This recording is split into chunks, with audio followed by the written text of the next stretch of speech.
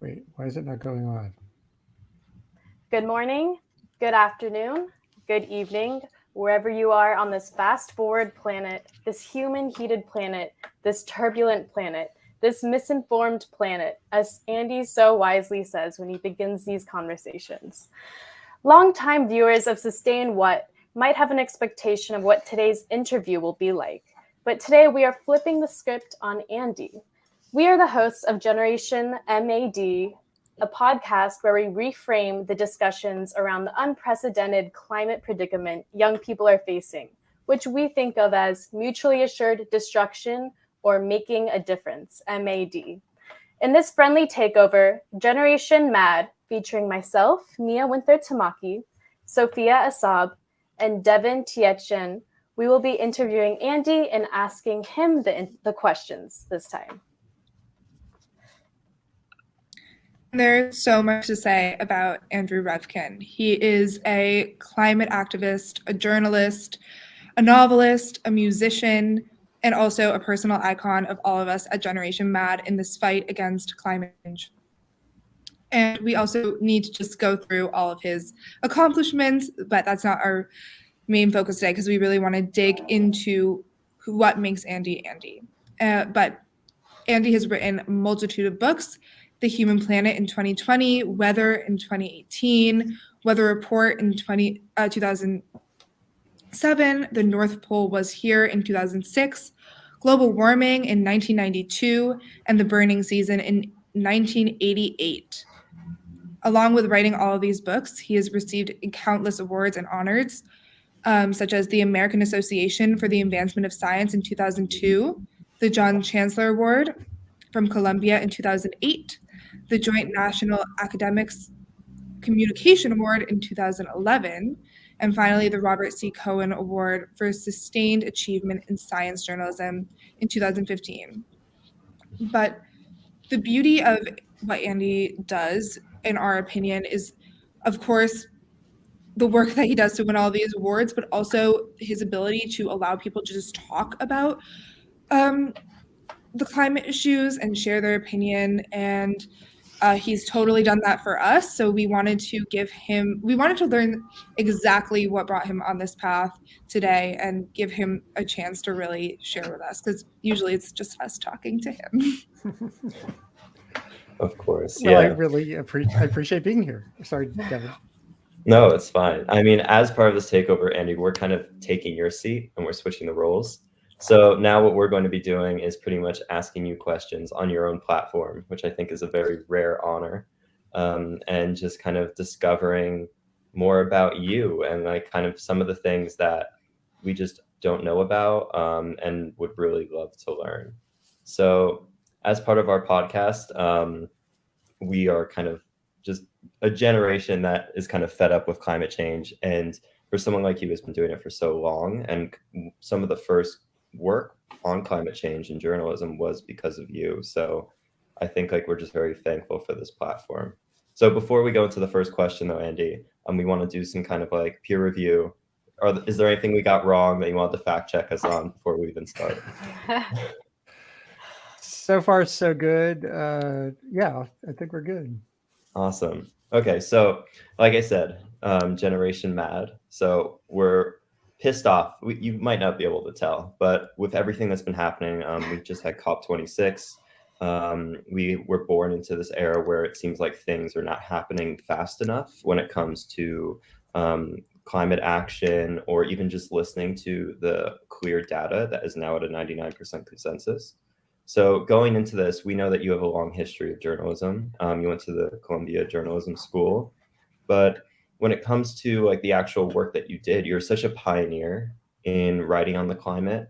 What was it with you at such a young age that got you into that career path of writing these like groundbreaking novels, articles, and such on the issues of climate change before it was really in the mainstream? Of course, people knew about it, but most people didn't until Al Gore. So you were really ahead of the curve. And like, was it that you were angry? You wanted to make a difference? You just wanted to point something out? So we really love if you could speak on that first. That's a good question. I in the early 80s, I'll take it a notch back. When I was in college as an undergrad, I really didn't have any interest in journalism.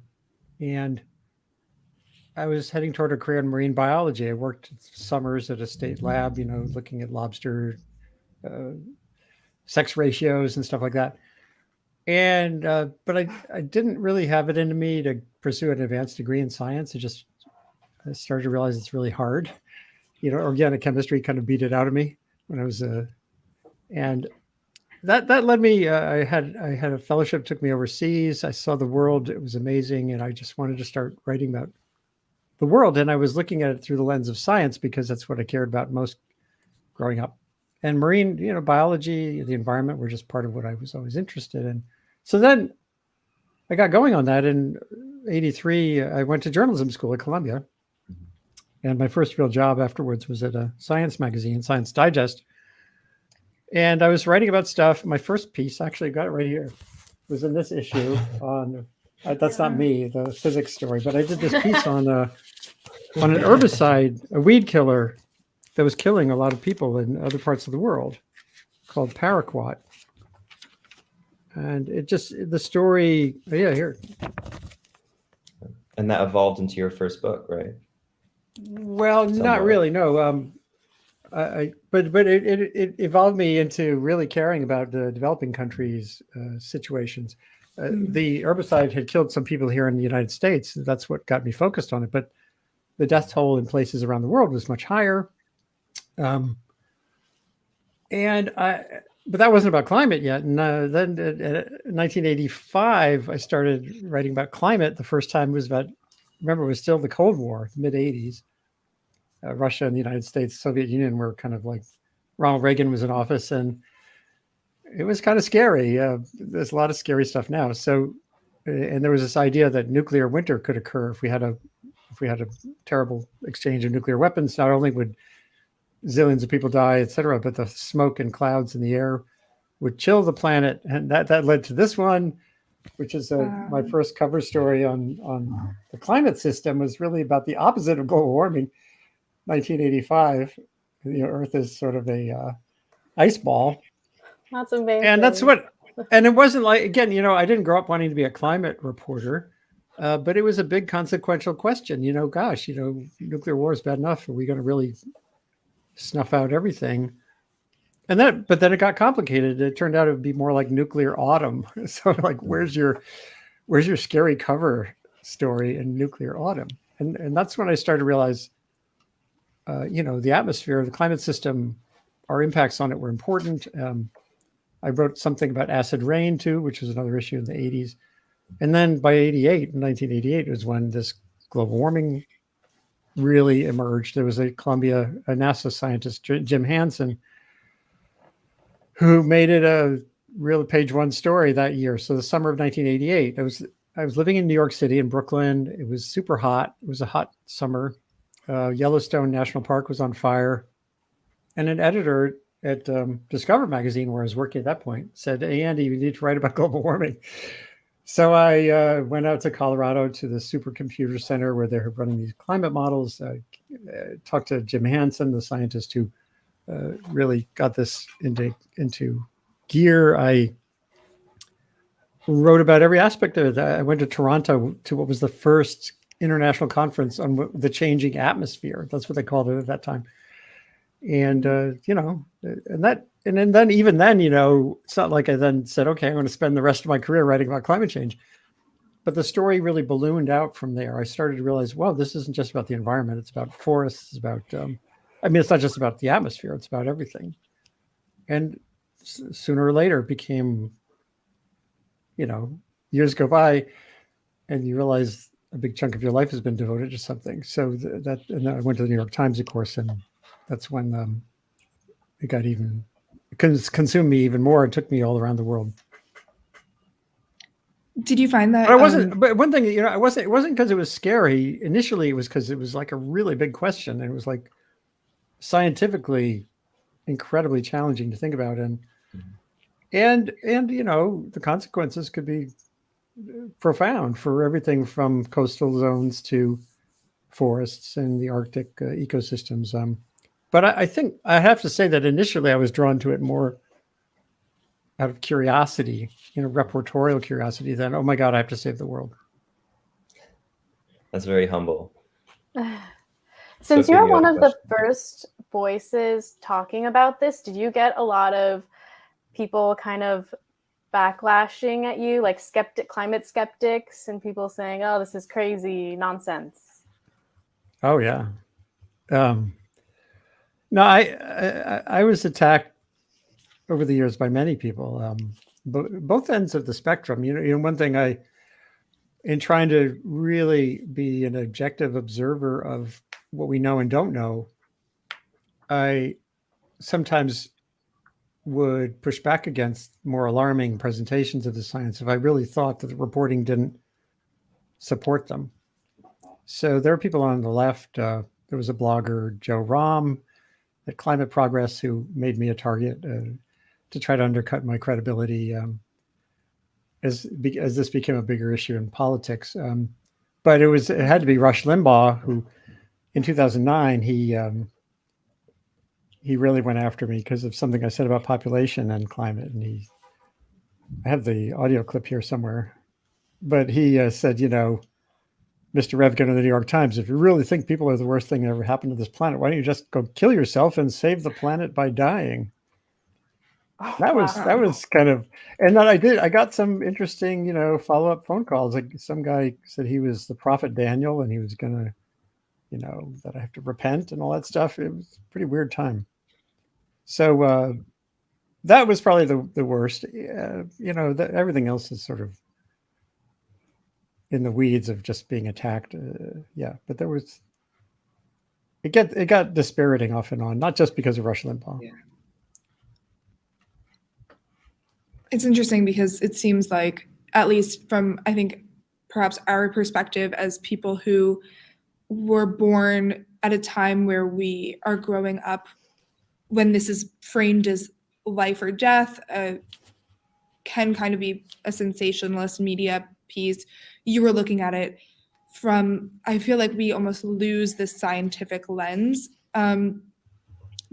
When we talk about it, it's more like this is life or death. So we have these differing maybe relationships with the topic, because I think everyone that I know in the field of sustainable development at Columbia, at least, there's this urgency and this fear attached around our studies. Like there is kind of a, I want to save the earth mentality. And it's interesting to hear that you came at it from a different perspective of, this is really interesting stuff.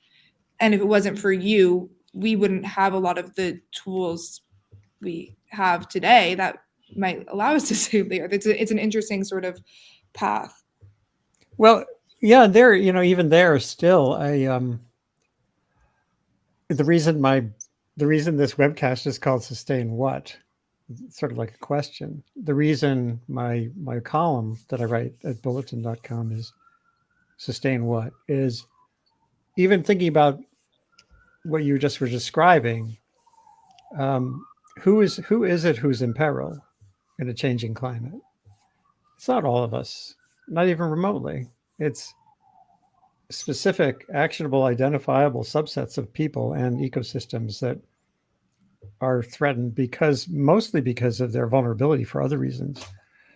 And like Christy Ebbi, who I interviewed on this broadcast not long ago, who's in Seattle. She's one of the world's experts on climate and health. They were going through that heat dome. Remember the heat dome out in the West? And she said straight out, no one has to die in a heat wave. And she's right. If you're in a community that is aware of the elderly person who's living in an unair-conditioned mobile home, who could come into another house through that period of days when the temperature is extreme, that's not a climate impact, because society can help to mitigate that risk. And over and over again in recent months, I've been writing about vulnerability reduction that can happen virtually anywhere, that can greatly forestall at least the human impact of climate change. And when you realize that, then it's not all about CO2. It's not all about this rising force. It's not all of this. See, this story was way too simplistic because it was all, we need to reduce emissions. And what I've realized more and more in recent years is we need to reduce risk. And risk isn't reduced by reducing emissions, except on a very long time scale. But risk can be reduced in any community, literally overnight. If you take a census, who's vulnerable?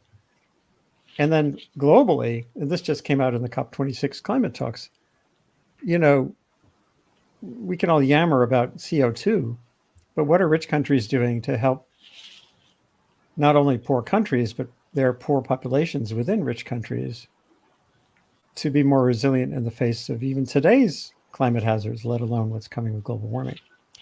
So I always don't, the reason I don't feel a sense of gloom and doom is because there's so much work to be done and it's actionable. It's like stuff you can do and actually make an outcome in the space of a year. You can make a community fundamentally safer. I recently did that show and I wrote about, like, what if we did for flash flood risk what we've done in earthquake prone parts of America and the world, where they do like a shakeout. They kind of practice. They look around and say, what is our vulnerability? And if we did that for flash flooding, then we would be much more prepared in communities that had terrible losses in Brooklyn and Queens particularly from that flash flood. If you know who's in a basement apartment, even though you get your phones buzzing, if that person in a basement apartment is an immigrant, as many of them were, and they maybe they don't know what to do. So again, I'm just saying, tons can be done that can make life safer, even as we work on the bigger problem of CO2 reduction. So I don't feel gloom and doomy about it in that way. There's just too much work to be done. Just really quickly, Devon, do you want to go? No, I was just going to say that's like a great sentiment. Yeah, I'm wondering if you have any. You have been in this field longer than a lot of people. Do you have any ideas of why there is that kind of maybe intention action gap of solving these pretty easily solvable issues? Is it because people are just in? Yeah. No, it's a great question, and it's really several things. And partially, I'm aware of this just because through my time at the New York Times, particularly, I wasn't just writing about global warming. I wrote about earthquakes. I got to know the landscape of disaster really well, and I kept seeing the same pattern. If anyone who thinks we are faltering around global warming and CO2, like reducing risk before the bad thing happens, hasn't spent enough time writing about earthquakes or the like. Went to Istanbul in 2009 and wrote a story on the next big earthquake that's going to hit that city. And it's not a maybe thing. Earthquakes don't have the uncertainty factor with global warming, like, well, sea level could rise slower. We know that the Northwest coast is going to be absolutely devastated by a mega quake. We know that Istanbul, the earthquake it had in 1992, 1999 is just a foretaste of what's coming in Istanbul. These are things we know. It's not like, oh, well, maybe it'll be a milder quake next time. and even there we fail. So the bad news is that the pattern, a reader on my blog at the Times back in 2008 called it blah, blah, blah, bang. This is way before Greta. Are we stuck with blah, blah, blah, bang? He wrote this in a comment. I went, wow, that's a really good question. And I've been repeating that phrase over and over again in stories. So I guess what I'm saying is it's not climate specific.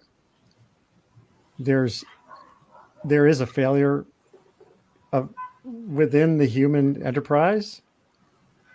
As individuals, sometimes it's like, knowing you should exercise more and not exercising more, like me, or knowing you're reaching for the cookie instead of the apple.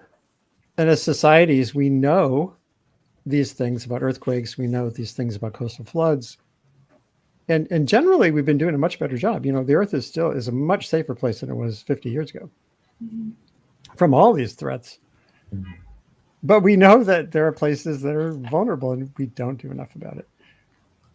If there's one thing that keeps me up at night, it's more that than the existential nature of global warming of life. I think we're on the same page with you there. Yeah.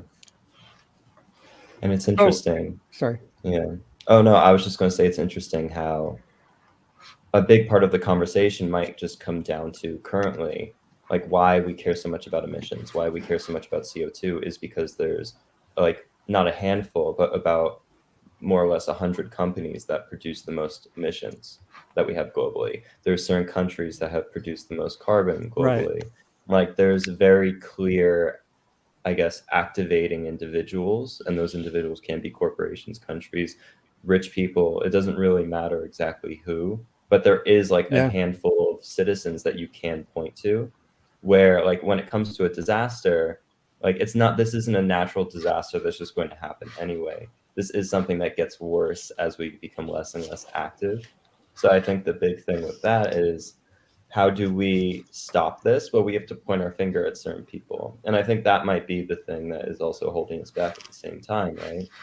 Like we need more compassion and sustainability, but we also need more action simultaneously. Yeah, I see a comment from my sister who says it's politics and money. Yeah. Hi, Diana.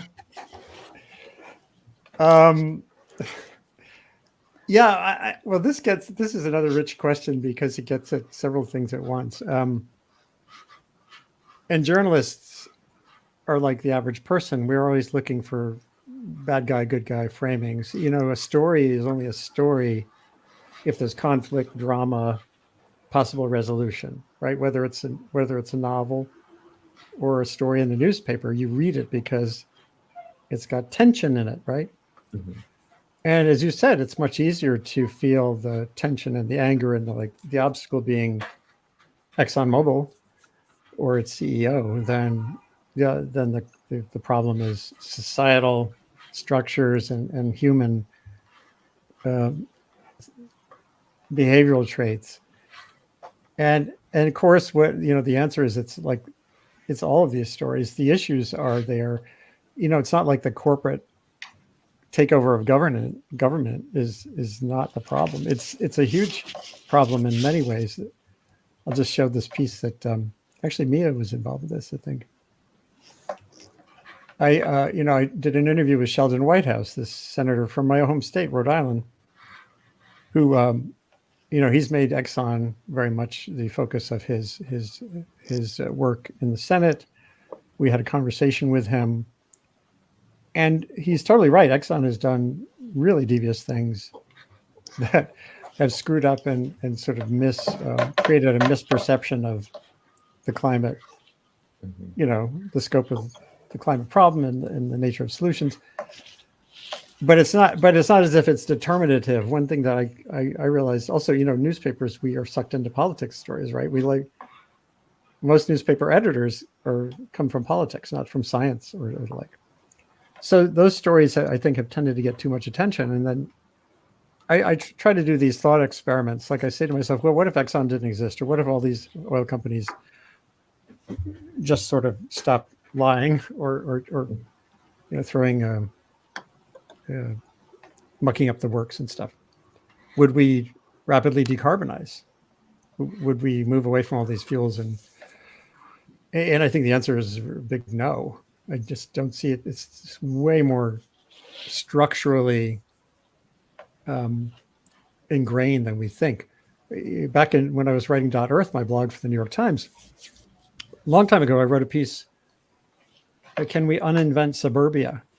Suburbia exists because of gasoline and the national highway system. And that all exists because we didn't build the national highway system just for cars. It was for, civil defense and all that stuff. But so we created this structure that allowed us to sprawl out. And are we going to magically unsprawl if Exxon is out of the picture? Yes, maybe, hopefully, because of people like Devon and Mia working in urban planning and design and stuff. but that's really hard. People don't like, we haven't yet figured out how to build cities that do, except for certain cities that really have that dynamism, the walkability, and most people end up. I moved out of the city. I live in the Hudson Valley, and I like it here. I can get in an hour, but I can also walk out the door into the hills. So some of this is not corporate takeover stuff. I think if our politics became more truly democratic again, it would be great for a lot of things. But then it's complicated. Like if you want mass rollout of renewable energy, you kind of want authoritarian government. You want to have transmission lines where they should go, right? But what if they're going through my backyard?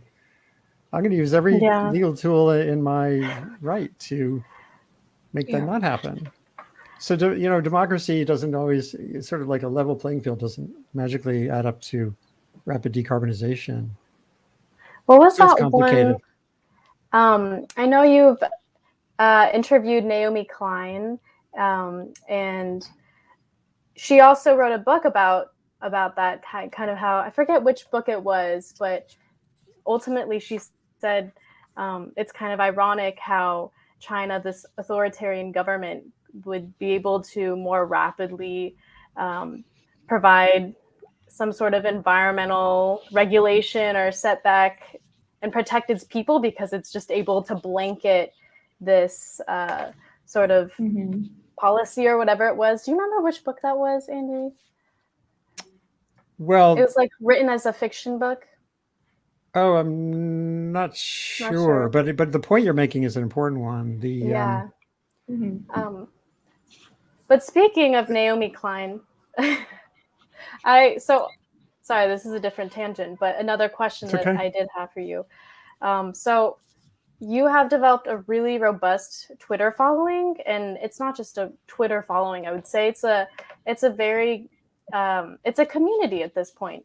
I think a lot of people follow you very closely for your very consistent posts as well. And I was scrolling through your followers and I was fangirling really, really hard because you have people including Senator Bernie Sanders, Naomi Klein, who we just talked about, and a lot of really famous urbanists who I follow. There's a really great urban planning community on Twitter.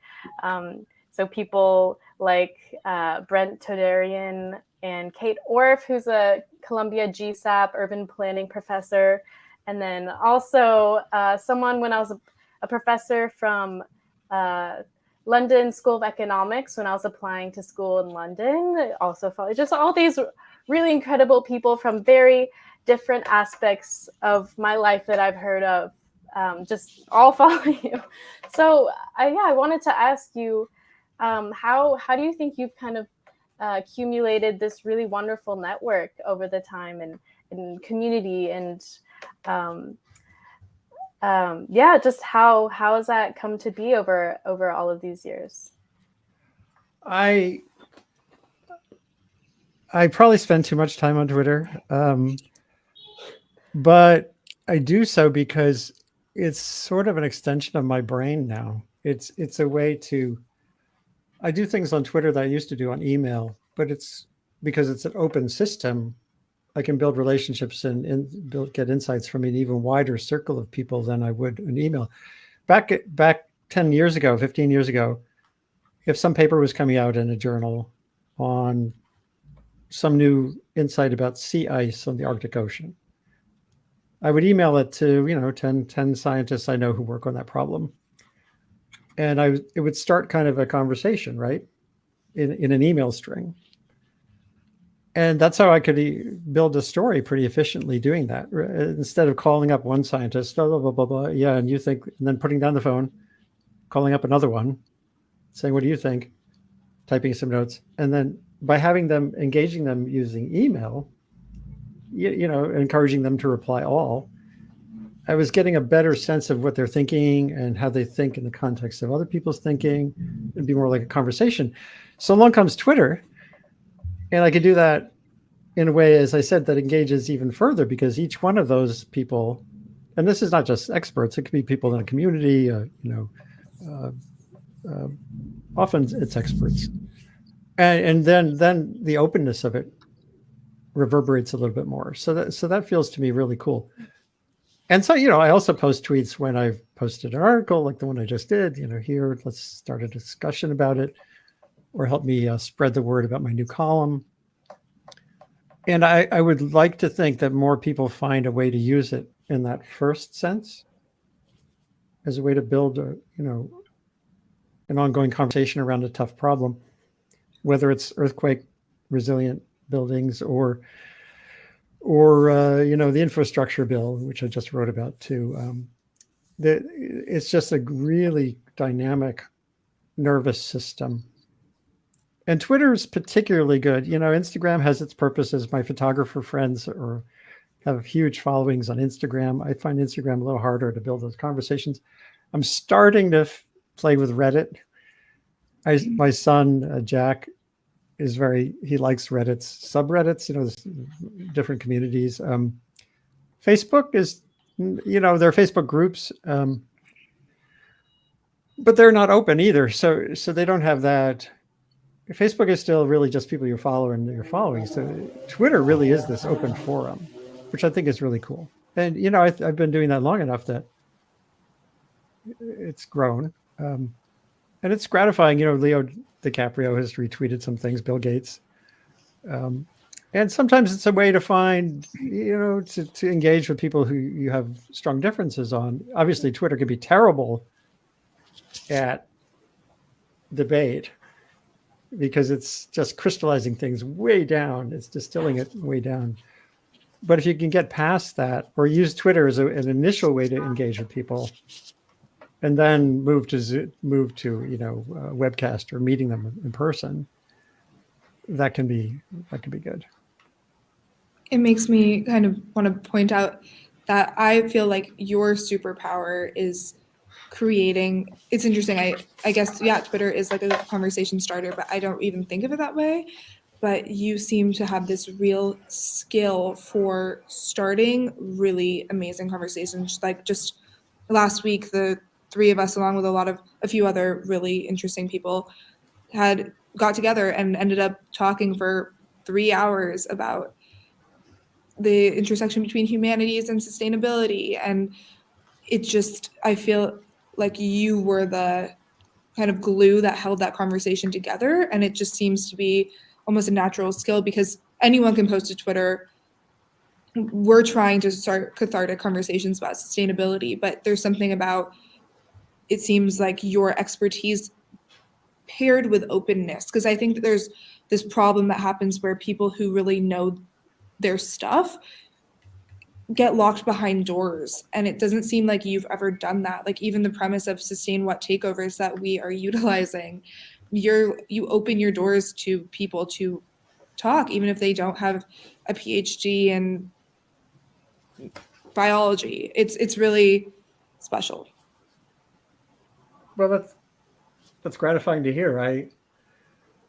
I part of it is just, well, I don't know.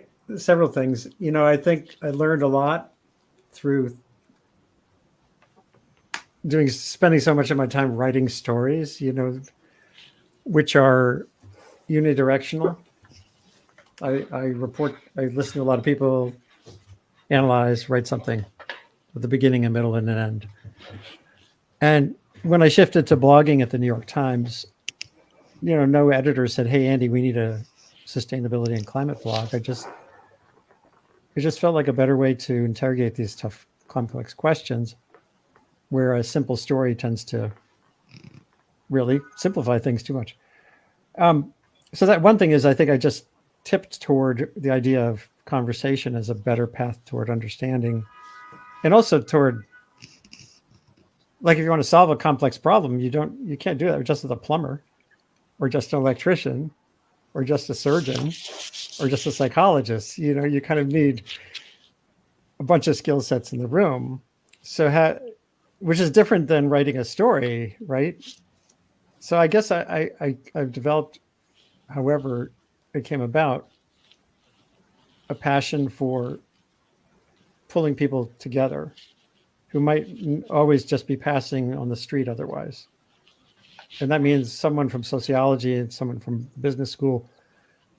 Like I've just done this in the last 24 hours. A woman in the business school who I didn't know existed, she's in marketing, but she's very interested in climate. So I want to get her connected with the climate school.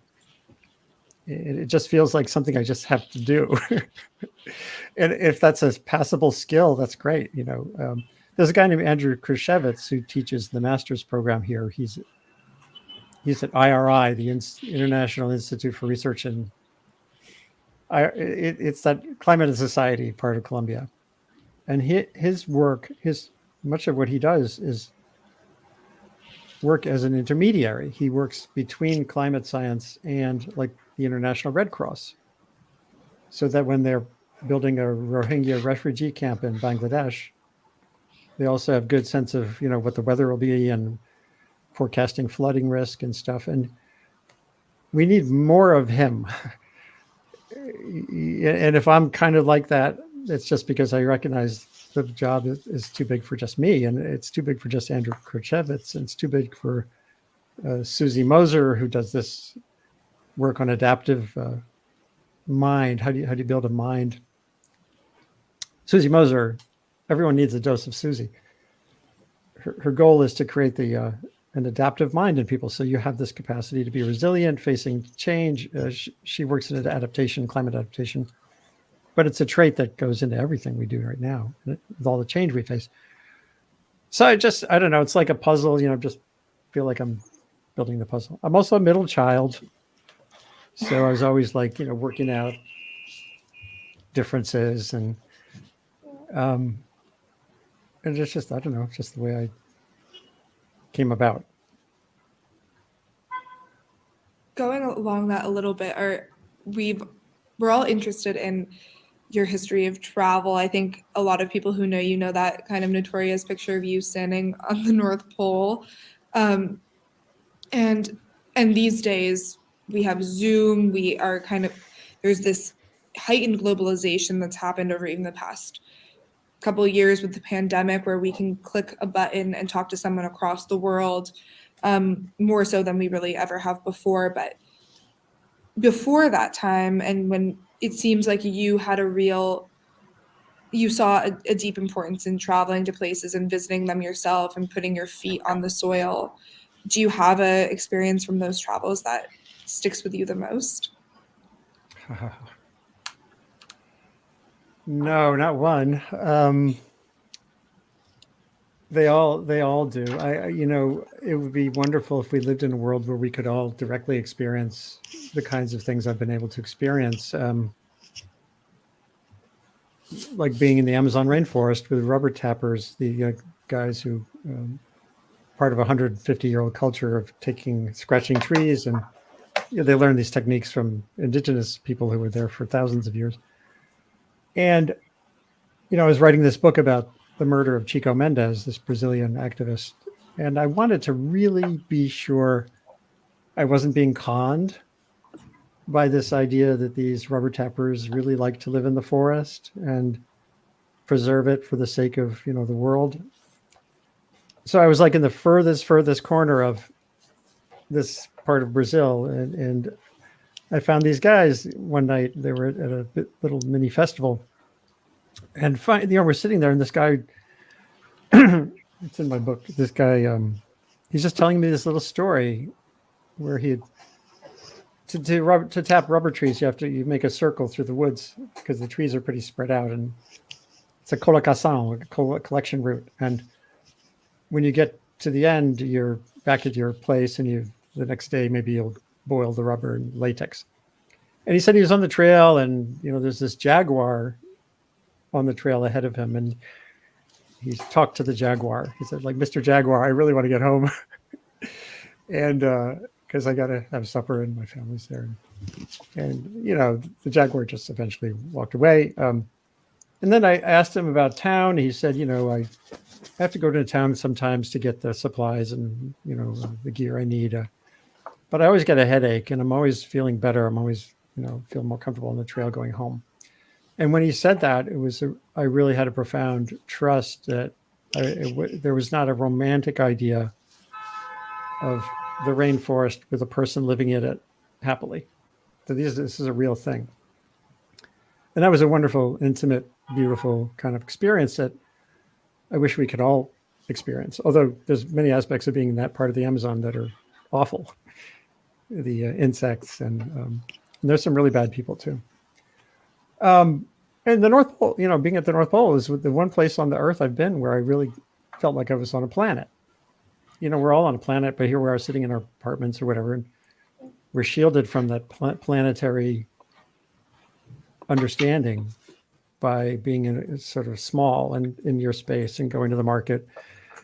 And at the North Pole, the sun was going around in a circle in the sky. There's just ice in every direction, floating on the ocean. The ice is dynamically moving, realizing I'm standing on an ocean that's 14,000 feet deep, in this little sheath of ice that's a few feet thick, which now I couldn't replicate because it's gone in the spring. You can't be camping on that ice anymore. Amazing experience, and unforgettable.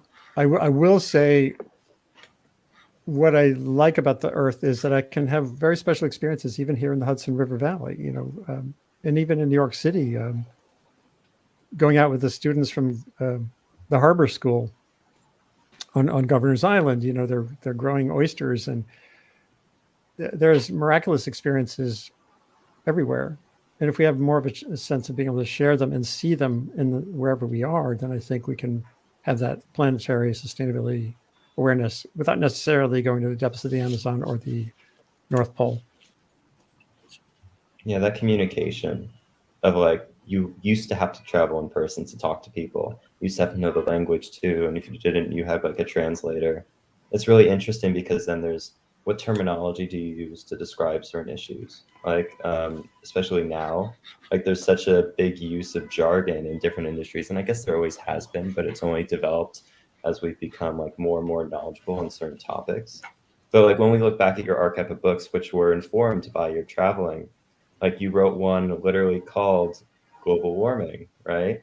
And now the terminology is switched to climate change. And for those who watched Vice, there's been some onus on the Bush administration for kind of changing the language while, they were running the world for a bit.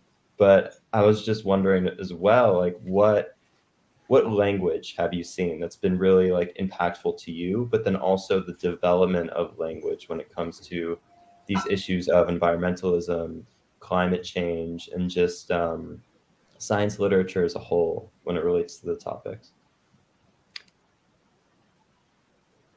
This is a powerful and important question. And I guess it gets back to my interrogatory approach to things. What I've learned is that, and not just because of the cognitive science I've dug in on as a reporter, but for other reasons, don't take any term for granted. One of the things I'm doing in my new bulletin publication, I haven't gotten there yet, is a list of what I call watchwords, meaning words that we need to watch how we use them because they can be misinterpreted completely depending on other people's perception of the word. And I'll be doing this shortly. And so it comes down to, if you're going to engage with anyone using the word climate change, you got to start with, what do you think of when you think of climate change? Often when I speak to a class or any group, I'll pass out Post-it notes and say, write down right now, 30 seconds, when you think of global warming, write down what you think it is. And then I ask them to flip it over and say, now write down how it makes you feel. One word, and it could be despair, anger, and it's all over the map. And it turns out that the two biggest organizations on the planet that deal with global warming, the Intergovernmental Panel on Climate Change and the treaty, the Framework Convention on Climate Change, that's the Paris Agreement is part of, they have completely different definitions of the word climate change. So it's really not so much the words, but start a conversation by asking about words. The Anthropocene is a big one. I helped to generate that idea of the Anthropocene, and there's still, many different ways to interpret it, good, bad, and indifferent. So I guess it's not so much the words as starting with like a question. Yeah, and that's I always think about this too, how, as Devon was kind of saying, it started off with global warming and then it shifted to climate change. And then now I try to not use the word climate change so much. I try to say very proactively climate crisis instead of climate change, because it's not just a change. That's a very neutral word. It's like really trying to insert the urgency and fear and the predicament that we're in, because the lexicon really matters. And it's language is a really fascinating way of kind of tracking where we're at with this crisis. And you know, I'm even like, this word sustainability is starting to I'm starting to try and distance myself from a little bit more. It's just kind of completely become greenwashed lately. It's just, you know, it's on every single piece of packaging you can find. It's sustainable, and personally identifying with that word is a performative act a lot of the time now. So language is really, really powerful. And speaking of language, you actually had the linguist on your very show, Noam Chomsky, who I had the absolute privilege of being on this session with you and asked him a question. And I will remember that moment till the day I die. And I'm sure you will too. That was an incredible experience. Was there one particular thing that he said that was most memorable to you? Or yeah, please tell me about that. He was remarkable.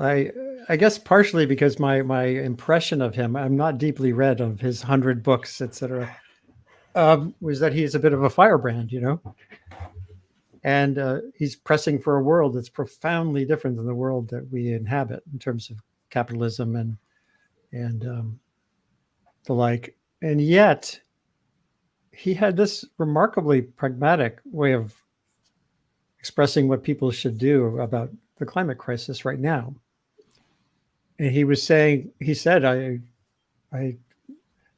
wish I could quote it directly. I could play the clip here somewhere. You know, he said basically, the world that we need to create is so profoundly different than what we have right now. He said, but you have to work with the world you're in, work with the system you are in, work with the governmental apparatus you're in, have sustained engagement with the system, do the things you can do with your skills, and know that if enough people do that, you can move big things in a different direction, as opposed to just shouting, you know, it's a climate crisis. And I thought that was really powerful, partially because it validates my own sense of practicality, because I'm surrounded by, you know, especially on the internet, there's too many people who are just shouting as a way to get people to do something, as opposed to how do you specifically get traction on something that's so systemically huge, whether your approach is the politics or the technology or the science, you know. So it's like that really resonated for me. Was there some particular thing that nailed you too? I honestly thought the same thing. He always says, I mean, we can talk about a world without capitalism, and we can talk about how horrible it is and all of these things, but ends up being quite circular, because within the time frame that we need to address climate change, it's not within the scope. And so we need to be practical, and we need to address this now. And I have said this many times to Devon and Sofia. What I found so memorable was ultimately says, as young people, you just have to, you have to either make a decision to actively contribute to society, or you are contributing to mass destruction. If you do nothing, you are doing the latter. You are contributing to mutually assured destruction. And that really resonated with me. We have one choice to make, and whether that be through a hobby, you know, whether that be it doesn't. He also said it doesn't have to be your main job. It's like you don't have to be within the climate school doing this crazy work. It's like everyone has a side.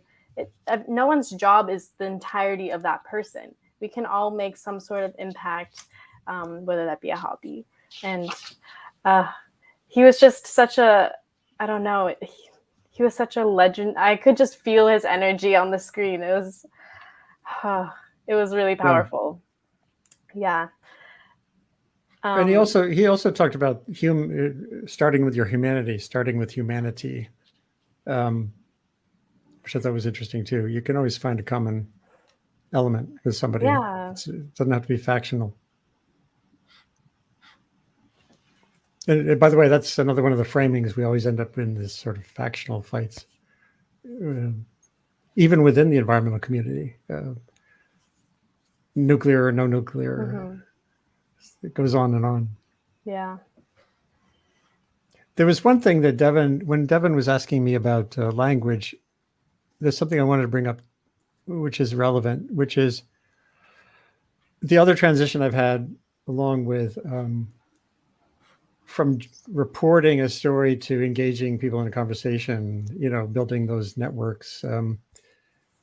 It's also an awareness that there was the word privilege is overused these days in some ways, but journalism operates from an authoritarian kind of model of me going to the Amazon, harvesting stories from indigenous people or local communities and taking them away and telling them as a way to engage people. And one thing I'm dead set on doing since probably 4 years is more like, what am I doing to boost the capacity for indigenous or distributed communities or communities, who faced oppression, or like to tell their own stories, to create their own networks. When I was at National Geographic several years ago, they're the epitome of the sort of parachute journalist, the great superstar or photographer going somewhere. And one thing I was working on with some people there was, what can we do with our funding to foster more reporting in Indonesia for Indonesians around forest conservation? If National Geographic Society really, if our goal is to save a half the earth or a third of the earth, how much of that is not so much about telling some big front cover story in National Geographic, and how much of it's about fostering a capacity within those communities to develop a new relationship with forests. And so that's like another part of this. It's not translating everything into my own language, the language of journalism, the language of Western solution problem solving, toward just sort of letting people have the freedom to develop their own narratives. And I think that's really important too. This crystallized for me in the early 90s after I wrote my book, The Burning Season, about the Amazon. I thought, well, I was writing about endangered species in the forest. Maybe I should write about endangered ideas and language. And so I went to British Columbia, spent time with an Indian community there, a Native Canadian community in a little village. And I started building this book around the memories of this old man, Gordon Robertson. And his songs, everything. He was the last person alive who really had lived their traditional life before alcohol and the flu pandemic and everything else came at them, and the Canadian schools, the terrible schools that took away their language. And I was building all that, and the book fell apart because of a divorce and other things that were going on in my life at the time. And I've been in touch with them all the way through since then. I've shared a lot of the tapes with the community, but now I'm starting to realize, again, who am I as the great interpreter of their stories? Maybe I should just turn this material over to them, let them play with it or not. They have totem poles. He told me, I was in their cemetery on this very remote little island in one of the coastal islands there. And the poles are all like deteriorating and falling sideways. And I was thinking, oh, that's sort of sad. He said, no, they're designed. They're supposed to do that. It's an artificial construct to think that they should be preserved in a museum forever. And there was this guy who had taken one of their poles to Sweden, put it in a museum, and they got it back. There's a documentary about that. And I thought, but their culture had evolved such that they've lost that sense of the evanescence of those poles. And but again, who am I to sort of put on top of that some romantic vision of what that landscape should be and what their life should be? And it's an interesting quandary. I still would like to tell that story in some ways, but I think I'm actually glad I never wrote that book.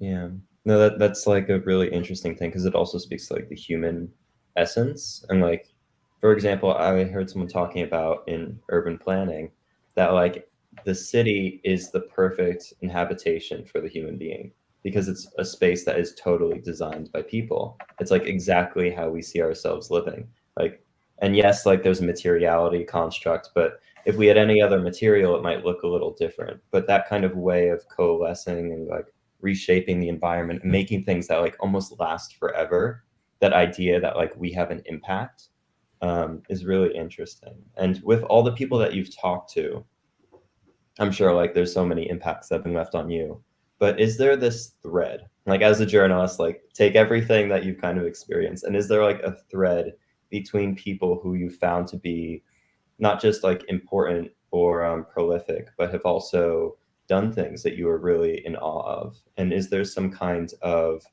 action that they took, some kind of steps that they might have taken in their lives, some work that they've done that is kind of a good example of what every generation should do when they're trying to impact their time and their place and really make a change?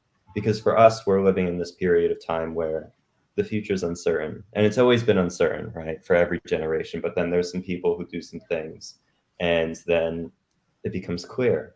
And maybe we are those people, maybe someone listening is that person, maybe someone we've never met and will never meet is that person. But would you have any advice for them based on all of the amazing people you've talked to on just something you've noticed, or something that you would say to that instigator of change?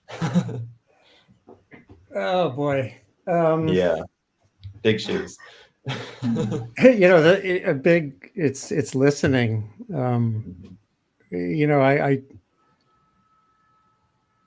I've written, when I was at the Times, I wrote some obituaries. I wrote the obituary of Thomas Berry, who's one of the great thinkers of sustainability. I wrote the obituary of Ian McHarg, who for landscape architecture and urban design is legendary. I never met him, but I watched this documentary about him in the 60s. And he was this Scottish firebrand, chain smoking, very directed person. But he describes the importance of listening. And there's a great documentary. It's on YouTube. Him talking to the Minneapolis St. Paul City Council once about some design plan, and he said it's all. He calls it palpitating heartism. He said too many of us have palpitating heartism. Where you're out there with your beating heart and you're trying to instill in everyone the need to change based on your own passions. He said that's just not the way to go. I've tried that too many times. And he says if you're not listening organically to how they feel about their community, you're never going to get right. But at the same time, they have to understand, that the city is based on bedrock, literally. And then there's hydrology, and then there's ecology, and then there's the human society. But you can't badger them with you. You have to let them sort of dive into it. So he's like that. Pete Seeger, very different person, great folk singer who I was gifted to play with for 20 years here in the Hudson Valley. He'd start a song going, but then he does this thing. He does this. And he stopped singing. And, he did that more late in life when his voice was fading. But, it's all about the circle of song, not about Pete Seeger. And he never really liked to be in the limelight. And then even like today, I really admire the work of Krista Tippett, who's has a radio show On Being.